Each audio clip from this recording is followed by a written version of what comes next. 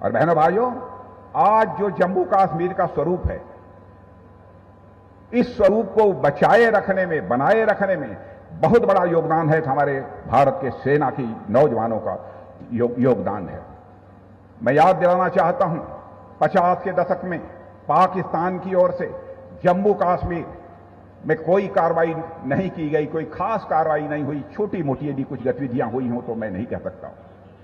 लेकिन भारत, मगर चीन ने लद्दाख में कई ऐसी गतिविधियां की 1962 की, अब मैं आपको याद दिलाना चाहता हूं, जिससे यह साफ हो गया था कि चीन के इरादे नेक नहीं हैं।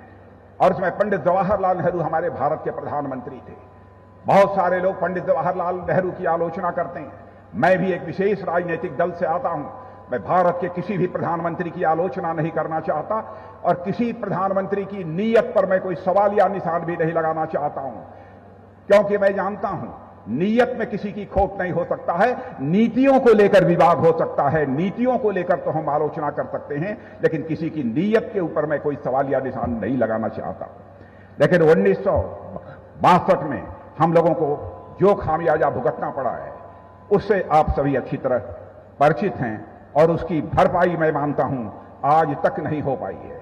लेकिन आज भारत जिस तेजी से साथ आगे बढ़ रहा है, और आज मैं रक्षा मंत्री होने के नाते डंके की चोट पर कहना चाहता हूं, बहनों भाइयों, भारत अभी हमारा कमजोर भारत नहीं रहा है। भारत अब दुनिया का ताकतवर देश बनता जा रहा है।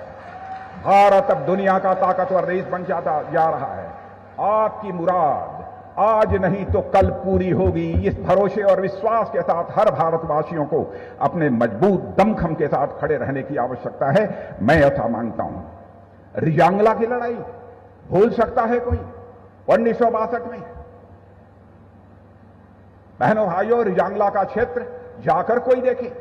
जब पहली बार रक्षा मंत्री की जिम्मेदारी संभालने के बाद मैं जब लद्दाख गया, लोगों ने बताया साहब रिजांगला में हमारे 114 जवानों ने अपनी शहादत दी थी और अपने से 10 गुना अधिक चीन की फौज से उन्होंने संघर्ष किया था और चीन की सेना को आगे बढ़ने से रोकने का काम यदि किसी ने किया था तो हमारे उस समय के बहादुर मेजर शैतान सिंह के नेतृत्व में 120 जवानों की टुकड़ी थी, उसी ने उन्हें रोका था।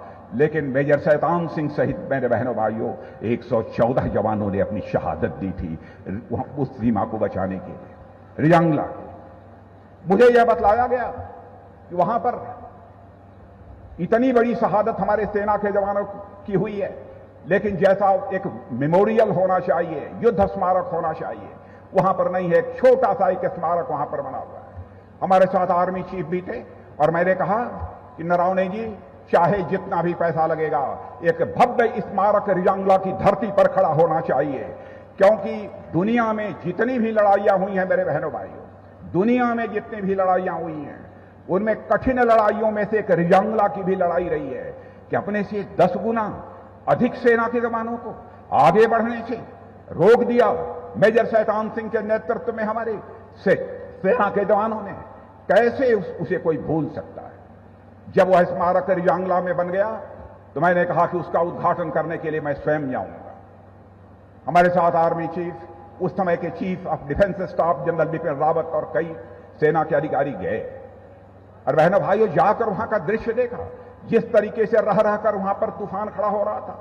मैं ये कल्पना नहीं कर पा रहा था किन परिस्थितियों में हमारे सेना के जवानों ने यह युद्ध लड़ा है।